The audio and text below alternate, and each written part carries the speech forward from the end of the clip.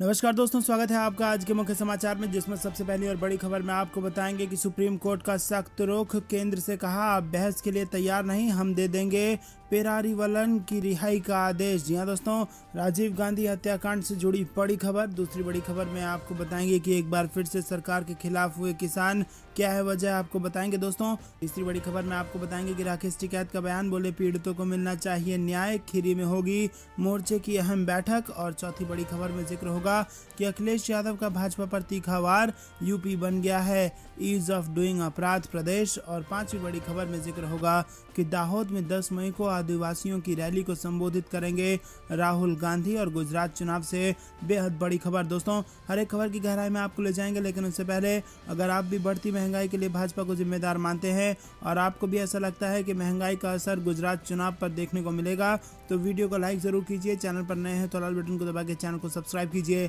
और घंटी बजाकर कमेंट में लिखिए जय हिंद। दोस्तों, रुक करते हैं सबसे पहली और बड़ी खबर की तरफ। राजीव गांधी हत्याकांड से जुड़ी बड़ी खबर। सुप्रीम कोर्ट का सख्त रुख। केंद्र से कहा आप बहस के लिए तैयार नहीं, हम दे देंगे पेरारीवलन की रिहाई का आदेश। जी हां दोस्तों, सुप्रीम कोर्ट ने बुधवार को कहा कि तमिलनाडु के राज्यपाल राजीव गांधी हत्याकांड में आरोपी एजी पेरारीवलन की रिहाई पर राज्य कैबिनेट के फैसले से बंधे हैं। पेरारीवलन ने राजीव गांधी हत्याकांड में 36 साल की सजा काट ली है और दया याचिका भेजने की उसकी कार्रवाई को अस्वीकार कर दिया गया है। शीर्ष अदालत ने केंद्र के इस सुझाव से सहमत होने से इनकार कर दिया कि अदालत को इस मुद्दे पर राष्ट्रपति के फैसले तक इंतजार करना चाहिए। न्यायमूर्ति एल नागेश्वर राय और न्यायमूर्ति बी आर गवई की पीठ ने केंद्र को बताया कि राज्यपाल संविधान के अनुच्छेद 161 के तहत तमिलनाडु कैबिनेट द्वारा दी गई सहायता और सलाह के लिए बाध्य हैं, जबकि केंद्र को अगले सप्ताह तक अपनी प्रतिक्रिया दाखिल करने का निर्देश दिया गया है। दोस्तों, रुक करते हैं अगली बड़ी खबर की तरफ।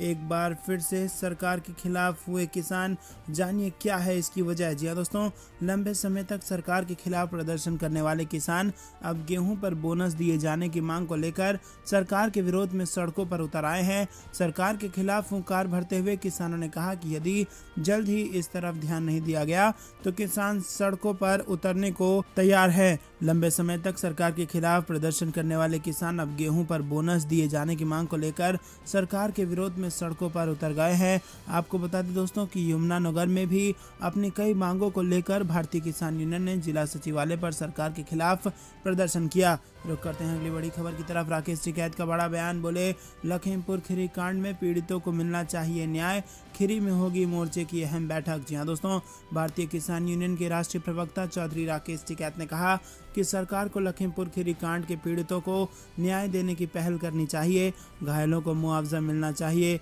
उन्होंने कहा कि संयुक्त किसान मोर्चा किसानों के लिए संघर्ष करेगा। राकेश टिकैत ने बताया कि गुरुवार को खीरी में मोर्चा की बैठक होगी और बुधवार को टिकैत ने कहा कि किसान लंबे समय से न्याय की आस में हैं।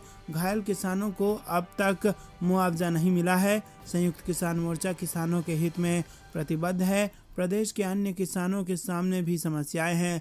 बिजली कटौती बढ़ने लगी है, फसलों का वाजिब दाम मिलना चाहिए। कुछ चीनी मिलें ऐसी हैं जो समय पर भुगतान नहीं कर रही हैं। सरकार को किसानों की समस्याओं को प्राथमिकता के आधार पर हल करना चाहिए। लखीमपुर खीरी में जो हुआ उसे पूरे देश ने देखा। सुप्रीम कोर्ट ने मामले को गंभीरता से लिया है, जिससे न्याय की आस जगी है। रुक करते हैं अगली बड़ी खबर की तरफ। अखिलेश यादव का भाजपा पर तीखा वार, यूपी बन गया है ईज ऑफ डूइंग अपराध प्रदेश। जी हां दोस्तों, आपको बता दें कि समाजवादी पार्टी के अध्यक्ष अखिलेश यादव ने भाजपा के शासनकाल में अपराधों में वृद्धि का आरोप लगाते हुए बुधवार को कहा कि ऐसा लगता है कि Uttar Pradesh ease of doing अपराध प्रदेश बन गया है और भाजपा की सरकार में प्रदेश की देश विदेश तक जितनी बदनामी हुई है वैसी पहले कभी नहीं हुई। सपा अध्यक्ष ने सवाल किया कि प्रदेश में बाबा बुलडोजर की बड़ी चर्चाएं हैं, लेकिन क्या ये बुलडोजर शासन प्रशासन से खिलवाड़ करने वालों पर नहीं चलता? गरीबों की झुग्गी बस्तियों को उजाड़ने में बिल्कुल देरी नहीं करने वाला सरकार का बुलडोजर बच्चियों की नृशंस हत्या करने वालों के घरों तक क्यों नहीं पहुंच रहा? दोस्तों, रुक करते हैं अगली बड़ी खबर की तरफ। दाहोद में 10 मई को आदिवासियों की रैली को संबोधित करेंगे राहुल गांधी। गुजरात से आ रही है बड़ी खबर। जी हां दोस्तों, आपको बता दें कि कांग्रेस नेता राहुल गांधी गुजरात के आदिवासी बहुल आबादी वाले दाहोद कस्बे में 10 मई को आदिवासी संघर्ष रैली को संबोधित करेंगे। राज्य में इस साल के अंत में विधानसभा चुनाव होने हैं। कांग्रेस के एक पदाधिकारी ने मंगलवार को ये जानकारी दी। कांग्रेस के वरिष्ठ नेता अर्जुन मोढवाडिया ने यहां संवाददाता सम्मेलन में कहा कि राज्य की 182 विधानसभा सीटों में से कम 40 पर आदिवासी जीत हार का फैसला करने की स्थिति में है। इनमें से 27 सीटें अनुसूचित जनजाति समुदाय के लिए आरक्षित हैं। राहुल गांधी के दौरे की जानकारी देते हुए पूर्व प्रदेश अध्यक्ष भरत सिंह सोलंकी ने बताया कि रैली का उद्देश्य सत्तारूढ़ भाजपा का पर्दाफाश करना, आदिवासियों को उनके अधिकारों के प्रति जागरूक करना और सत्ता में आने पर कांग्रेस उनकी मदद कैसे करेगा, इस संबंध में जानकारी देना है। सोलंकी ने पत्रकारों को बताया कि हमने 1 मई को रैली करने की योजना बनाई थी, लेकिन कुछ कारणवश उसे स्थगित कर दिया गया। राहुल गांधी 10 मई को दाहोद कस्बे में आदिवासियों की रैली को संबोधित करेंगे। रुक करते हैं अगली बड़ी खबर की तरफ। मॉब लिंचिंग मामले में कांग्रेस नेता कांतिलाल भूरिया का राज्यपाल पर आरोप, बीजेपी सरकार से डरे हैं। जी हां दोस्तों, मध्य प्रदेश में सिवनी में 2 आदिवासियों की मॉब लिंचिंग में मौत की घटना को लेकर कांग्रेस नेता, वरिष्ठ विधायक और पूर्व केंद्रीय मंत्री कांतिलाल भूरिया के नेतृत्व के प्रतिनिधिमंडल ने राज्यपाल मंगू भाई पटेल पर आरोप लगाया है कि वो भाजपा सरकार से डरे हुए हैं। आदिवासी होने के बाद भी इस वर्ग से जुड़ी समस्या को गंभीरता से नहीं लेते हुए ज्ञापन देने पहुंचे प्रतिनिधिमंडल से खुद मिलने के बजाय ओएसडी को भेज दिया। रुक करते हैं अगली बड़ी खबर की तरफ। महाराष्ट्र से बड़ी खबर आ रही है। लाउड स्पीकर विवाद के बीच शरद पवार ने की बैठक और कई मुद्दों पर हुई चर्चा। जी हां दोस्तों, महाराष्ट्र में लाउड स्पीकर विवाद पर राजनीति अभी भी नहीं थमी है। ऐसे में राष्ट्रवादी कांग्रेस पार्टी प्रमुख शरद पवार ने महाविकास अघाड़ी दल की बैठक बुलाई थी।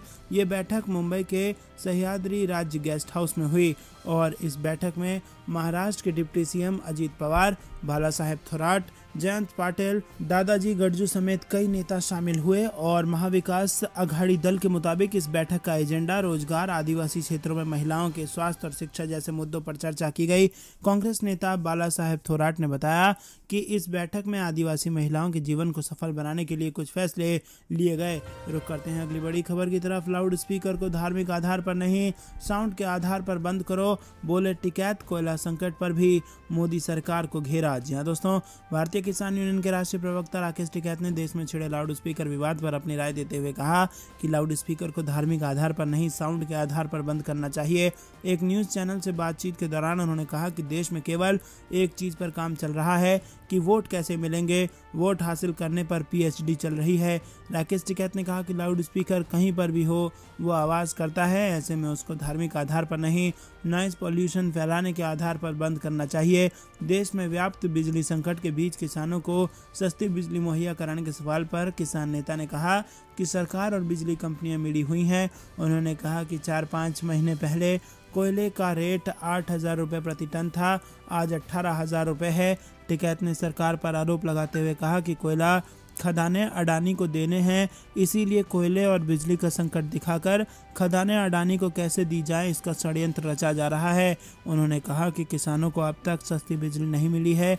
साथ ही उन्होंने बताया कि दिल्ली के किसान आंदोलन के बाद उत्तर प्रदेश में एग्रीकल्चर बिजली के रेट आधे करने की बात जरूर की है, पर बिजली की आपूर्ति में कटौती हुई है।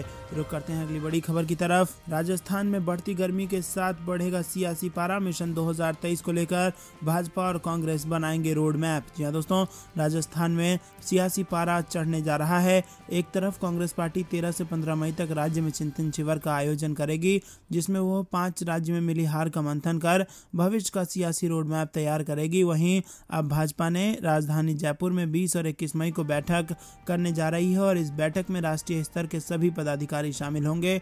पीएम मोदी भी अहम बैठक को वीडियो कॉन्फ्रेंसिंग के जरिए संबोधित करेंगे। राजस्थान में होने वाली इस महत्वपूर्ण बैठक की अध्यक्षता पार्टी अध्यक्ष जेपी नड्डा ही करेंगे। इसमें पार्टी के सभी राष्ट्रीय उपाध्यक्ष, महासचिव, सचिव और राज्य के प्रभारी शामिल होंगे। रुक करते हैं अगली बड़ी खबर की तरफ। संजय राउत का राज ठाकरे को जवाब, कहा कोई शिवसेना को हिंदुत्व ना सिखाए। जी हां दोस्तों, आपको बता दें कि शिवसेना के सांसद संजय राउत ने बुधवार को कहा कि महाराष्ट्र में लाउड स्पीकर संबंधी दिशा निर्देशों का कोई उल्लंघन नहीं हुआ है और कोई भी उनकी पार्टी को हिंदुत्व ना सिखाए। भारतीय जनता पार्टी और महाराष्ट्र नवनिर्माण सेना का नाम लिए बिना राउत ने संवाददाताओं से कहा कि लोग उन लोगों पर गौर नहीं करते जो छद्म हिंदुत्ववादियों के समर्थन में शिवसेना के खिलाफ साजिश रचते हैं। गौरतलब है कि मनसे प्रमुख राज ठाकरे ने एक दिन पहले ही अजान के लिए लाउड स्पीकर का उपयोग किए जाने के विरोध में लोगों से हनुमान चालीसा का पाठ करने का आह्वान किया था। दोस्तों, ये थी दिन भर की कुछ बेहद जरूरी और बड़ी खबरें। अंत तक बने रहने के लिए बहुत बहुत धन्यवाद।